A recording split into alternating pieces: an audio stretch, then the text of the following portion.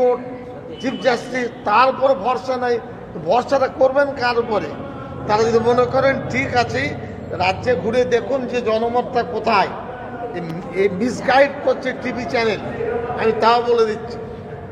সত্য খবর আমার ব্যাপারে অনেক মিথ্যা খবর তারা দিয়েছেন, আমার পুরো ভিডিও তারা দেননি। আজকেও ঝগড়া লাগাবার কথাগুলো বলবেন, সত্য কথাগুলো স্বীকার করুন।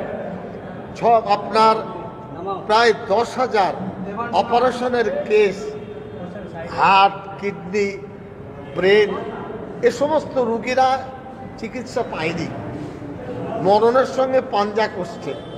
10 লক্ষ রুগী ফিরে গেছে। এগুলো কি স্বাস্থ্যকর বিষয়? একজন ডাক্তারের কাছে থেকে আশা রাখি। গ্রামের চাষি যদি আন্দোলন করত, ট্রাক ধর্মঘট হয়, সেটা আরেকটা বিষয়।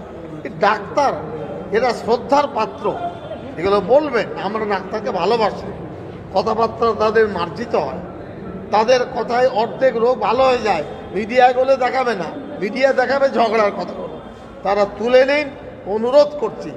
নচেত জনগণ অত্যন্ত ধৈর্য ধরে আছে। মুখ্যমন্ত্রী তার দায়িত্ব, আমিও একটা মানুষ, একটা জিনিসের সীমা আছে, এই সীমা লঙ্ঘন করে যাচ্ছেন মিডিয়া ধরছে বলে।